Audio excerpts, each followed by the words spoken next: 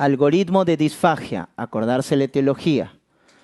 La disfagia es la dificultad para la deglución, que puede ser alta, y a eso se va a llamar orofaringia, porque recuerden la deglución tiene 3 fases, oral, faringia y esofágica, o la baja, que viene a ser la esofágica. Ya está. En la orofaringia es alta, el paciente dice, se me queda la comida en la garganta, ¿no? En la boca, en la garganta, o sea, alta. Hay 2 tipos, motora y mecánica.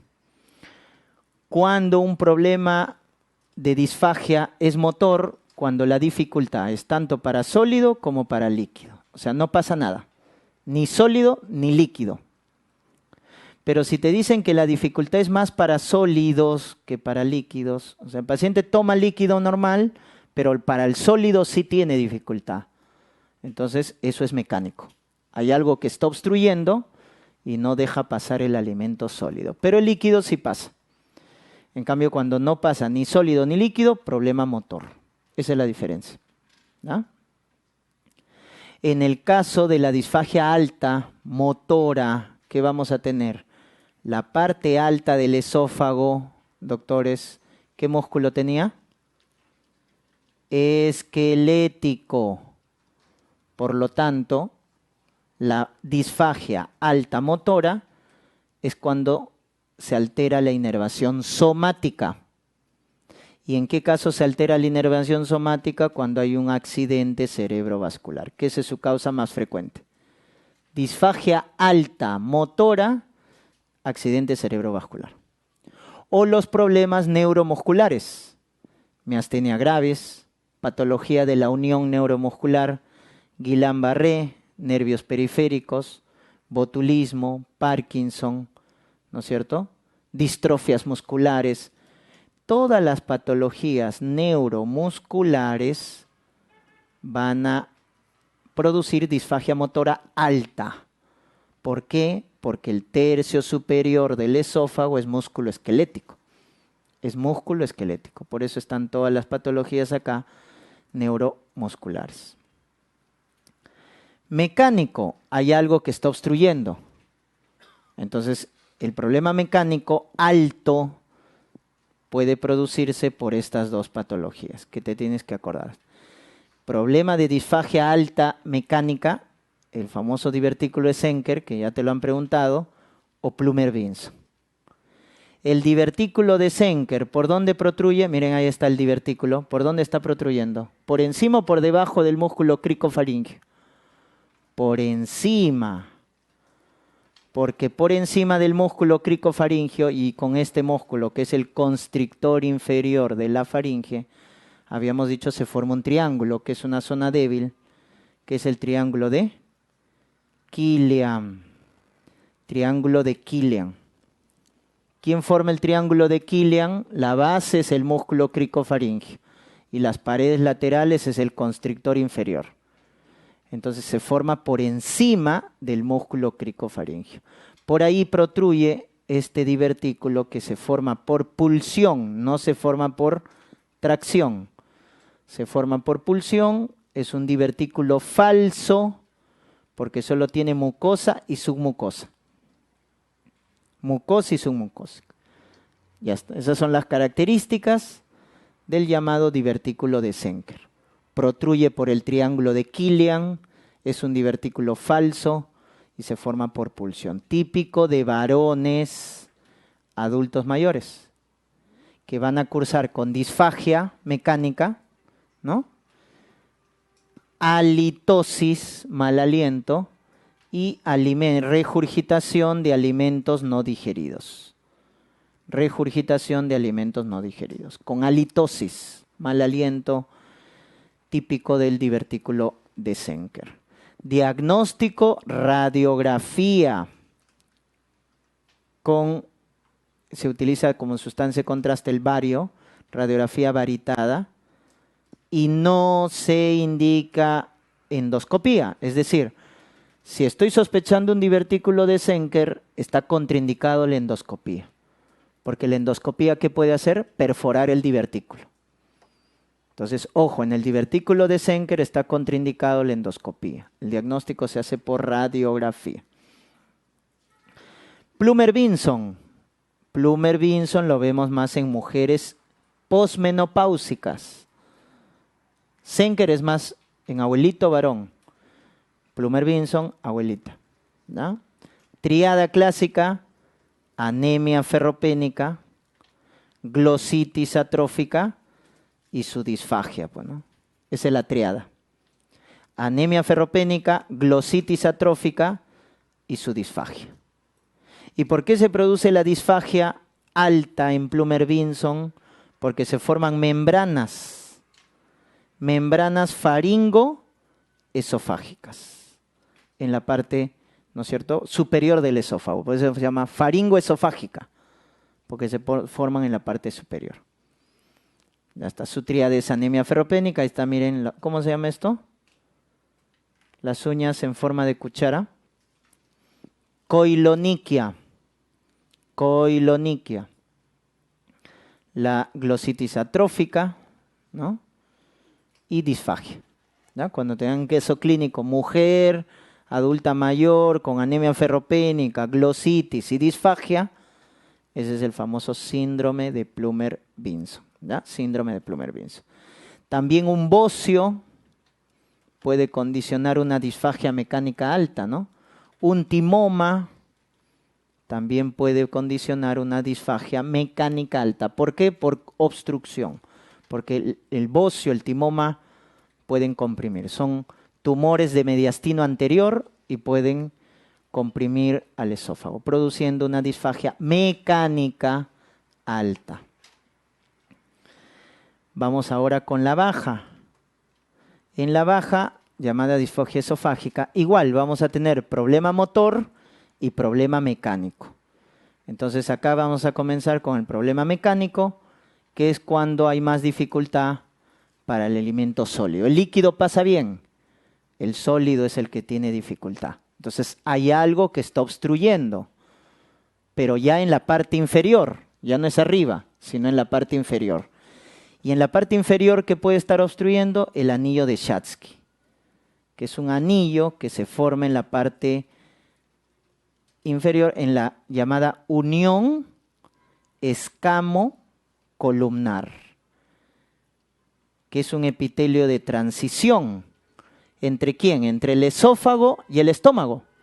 El esófago tiene epitelio escamoso y el estómago tiene epitelio cilíndrico, columnar. Justamente en la unión escamo-columnar, llamada línea Z también, ahí se forma el anillo de Schatzki, que va a generar una disfagia mecánica intermitente. ¿Qué quiere decir intermitente? A veces sí, a veces no. Si el alimento es pequeño, el alimento sólido es pequeño, puede pasar. Pero si el alimento sólido es de gran tamaño, ya no puede pasar. Por eso se llama disfagia intermitente. No progresa, se mantiene estacionaria y es intermitente. Los que sí son progresivos, ¿no es cierto?, porque van empeorando con el tiempo, es la estenosis péptica y cáncer de esófago. ¿Correcto? El cáncer de esófago y la estenosis péptica sí son problemas mecánicos progresivos. ¿Cuándo vas a sospechar una estenosis péptica? Cuando te digan que el paciente tiene antecedente reflujo, ¿no?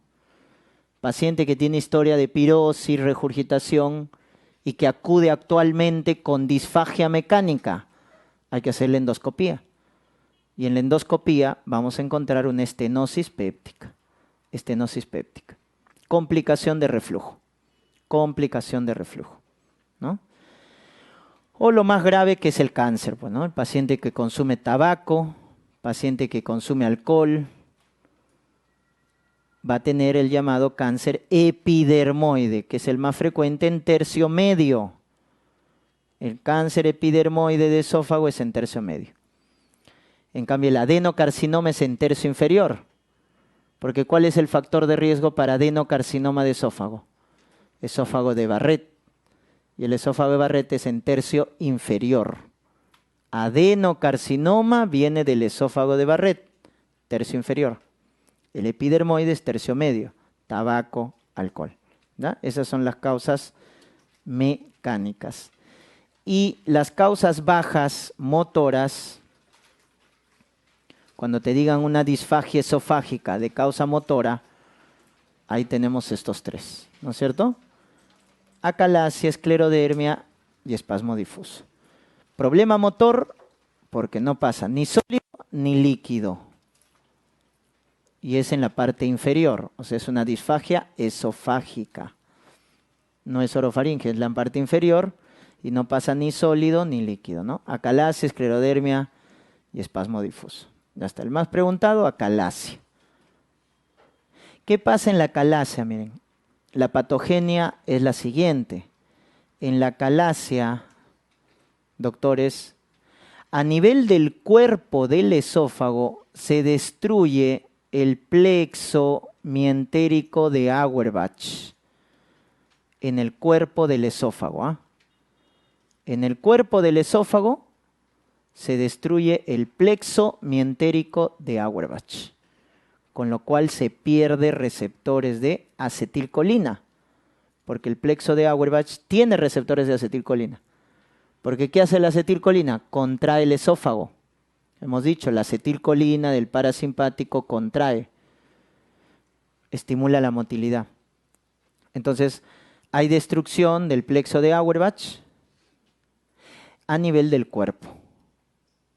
Y en el esfínter esofágico inferior, ¿qué es lo que pasa? Se destruye, ¿correcto?, las neuronas inhibitorias. Miren, en el esfínter tengo dos tipos de neuronas.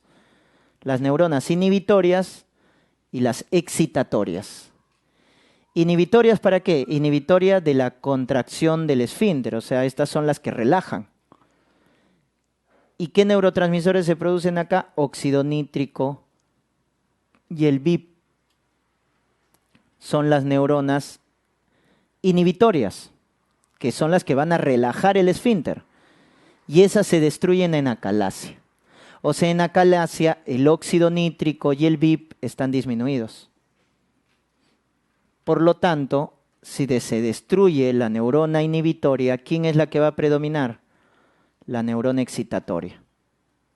¿Y qué segrega la neurona excitatoria? Acetilcolina y sustancia P. ¿Y qué hace la acetilcolina y la sustancia P? Aumentan la contracción del esfínter. Aumentan la contracción del esfínter. Por eso, ¿cuál es la característica cardinal de la acalasia? Todo tipo de acalasia va a tener esto. Esta es la característica cardinal. ¿Ah? Esfínter hipertónico. Esfínter muy contraído. Un esfínter hipertónico. Por este desbalance que están viendo. Los relajadores están disminuidos. Óxido nítrico, BIP. Y los que contraen están aumentados a nivel del esfínter esofágico. La acetilcolina y la sustancia. Por eso, mira, date cuenta la diferencia acá. En el esfínter, la acetilcolina está aumentada. Por eso está hipertónico. En cambio, en el cuerpo del esófago tenemos disminución de acetilcolina, porque se ha destruido el plexo de Auerbach. Por eso el cuerpo del esófago no va a tener contracción. ¿Qué va a tener? Una aperistalsis. Aperistalsis. No se contrae. De tal manera que la imagen típica de la acalasia en la radiografía, porque cuando hay un problema motor, doctores, si les dicen que la disfagia es de tipo motora, o sea, no pasa ni sólido ni líquido, ¿cuál es el primer estudio que se debe hacer? Radiografía de esófago varietada. Segundo, endoscopía para descartar problemas secundarios. Y recién al último es manometría para confirmar el problema motor. ¿Con qué prueba confirmas el problema motor? Con manometría. Pero no es el primer estudio. ¿Eh? Tú confirmas con manometría, pero el primer estudio en un problema motor es hacer radiografía. Segundo, endoscopía para descartar problemas secundarios, es decir, para descartar problemas mecánicos, chagas, cáncer, linfomas, etc. para descartar patología orgánica. Y tercero es la manometría. Por eso, si tengo un paciente con problema motor porque tiene disfagia sólido-líquido, el primer estudio es manometría, perdón, radiografía. Y acá tienen la radiografía como primer estudio en un paciente con acalasia y les da esta imagen típica, ¿no? La imagen llamada pico de pájaro, ¿ya? Pico de pájaro. O punta de lápiz, ¿no? Punta de lápiz, pico de pájaro. Ahora que está de moda el congreso, cola de ratón. ¿Ya? Cola de ratón. La colita de ratón. Entonces, ¿por qué se produce esa imagen? La imagen se produce porque el esfínter está hipertónico. Por eso termina en punta, por eso termina afilado. Y ya sabes por qué está hipertónico. Porque hay un desbalance de las neuronas. Y miren el cuerpo cómo está, dilatado. ¿Por qué el cuerpo está dilatado? Porque hay una aperistalsis. Pero de los 2/3 inferiores, la parte superior está normal. Porque la parte superior, ¿qué músculo tiene? Esquelético. Eso está normal. Lo que está alterado son los 2/3 inferiores. Esa es la alteración entonces en la acalasia. Entonces, ¿el paciente qué va a tener? El paciente va a tener regurgitación, porque el esfínter está cerrado. Entonces, todo lo que come va a regurgitar. Va a tener baja de peso. El paciente no puede alimentarse, va a bajar de peso. Y va a tener su disfagia motora. Pues esa es la tríada de acalasia. Disfagia motora, regurgitación y baja de peso. ¿Qué no debe tener un paciente con acalasia? Porque si aparece este síntoma, no es acalasia, es cualquier otra cosa. Pirosis. Es decir, un paciente con acalasia no puede tener reflujo. Si no, ya no es acalasia, si tiene reflujo o pirosis. ¿Por qué? Porque la característica cardinal más importante es en un esfínter hipertónico. Y si el esfínter está hipertónico cerrado, no puede haber pirosis. Si hay pirosis ya no es acalasia. ¿Correcto? Acuérdense de ese dato. El primario es idiopático. Hay que hacer endoscopía para descartar problema secundario. Entonces hacemos, ¿por qué? Porque el problema secundario es Chagas, producido por Trypanosoma cruzi, linfomas, o cáncer también. Hay un cáncer que imita la acalasia, que es el cáncer de cardias. A nivel del cardias, ¿no es cierto?, de la unión esófago-gástrica va a imitar una acalasia. Entonces, la endoscopía es para descartar cuadro secundario. ¿Y con qué vas a confirmar? Todos los problemas motores se confirman con manometría. Si te preguntan en tu examen, ¿con qué se confirma acalasia? Con manometría. Pero no es el primer estudio. El primer estudio es radiografía, luego endoscopía para descartar causas secundarias y luego recién manometría para confirmar tu diagnóstico final y decir que es un problema motor. En la manometría te va a salir eso, que el esfínter está muy contraído y el cuerpo no se contrae. Tratamiento. El tratamiento a largo plazo más efectivo es el quirúrgico. Ese es el tratamiento a largo plazo más efectivo. Es el quirúrgico. Y ahí te han preguntado la llamada técnica quirúrgica. En acalasia se llama miotomía extramucosa de Heller, que se hace por vía laparoscópica. Miotomía de Heller es la técnica quirúrgica, por vía laparoscópica. Pero actualmente hay otra técnica mínimamente invasiva, ¿no? Actualmente la tendencia siempre es mínimamente invasiva, se llama la técnica POEM, que es por vía endoscópica. Ya no hay que operarlo al paciente, sino por vía endoscópica. ¿Qué hace el gastroenterólogo? La llamada miotomía endoscópica por vía oral. Miotomía endoscópica por vía oral. Esa es la técnica mínimamente invasiva. Porque la otra es la quirúrgica, ¿no? Por vía laparoscópica se hace una miotomía de Heller. Ese es el tratamiento a largo plazo más efectivo. El que le sigue es la dilatación por endoscopía, ¿no? Se coloca una sonda, se insufla y se dilata el esfínter. Dilatación endoscópica. O se inyecta toxina botulínica. ¿Qué hace la toxina botulínica acá? Se le inyecta por vía endoscópica toxina botulínica a nivel del esfínter. ¿Y qué va a hacer la toxina botulínica? Va a bloquear la secreción de acetilcolina. Inhibe la secreción de acetilcolina. Con lo cual, si no hay acetilcolina, ya no se contrae. La toxina botulínica y dilatación endoscópica. Se hacen por vía endoscópica. O manejo médico. Si te preguntan cuál es el manejo médico de acalasia, calcio antagonistas. Porque ¿qué va a hacer el nifedipino? Va a relajar el esfínter, ¿no? Ya que va a bloquear los canales de calcio. Ese es el manejo entonces en la acalasia. La esclerodermia, les mencioné, es el típico problema motor asociado a reflujo. ¿Por qué? Porque en la esclerodermia el cuerpo del esófago primero se fibrosa y al final se atrofia, ¿no es cierto? Ese es el curso de la esclerodermia. Se fibrosa y luego se atrofia. ¿Quién induce la fibrosis en esclerodermia? El factor de crecimiento transformante tipo beta es el que induce la fibrosis. Y al final lleva a la atrofia, produciendo ¿qué cosa? Aperistalsis.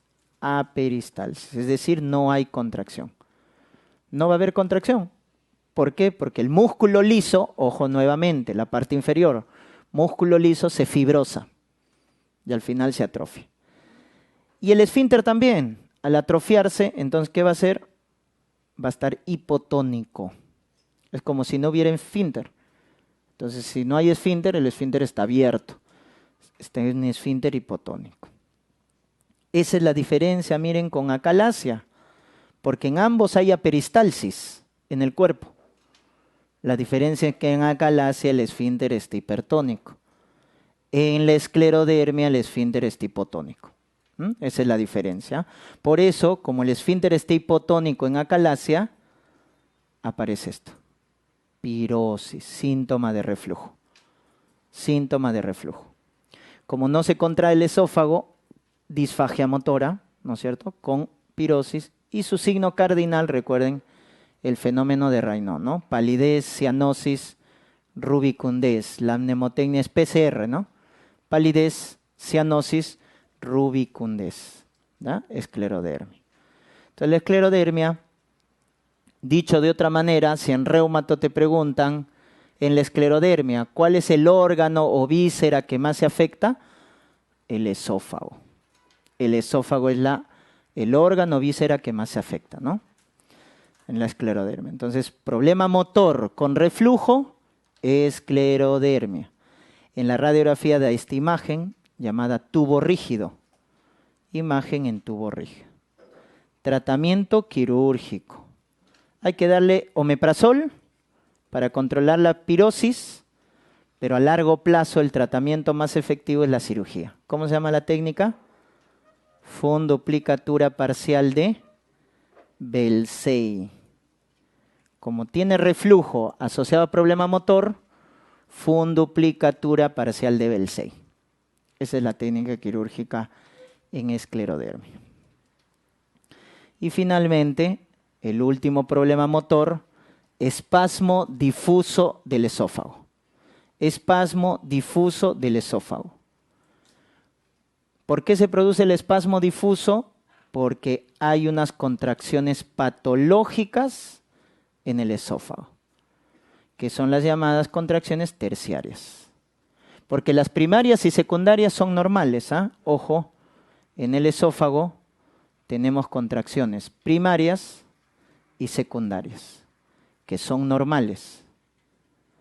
¿Por qué? Porque estas son propulsivas, o sea, van a llevar el bolo alimenticio en dirección al estómago y no generan dolor.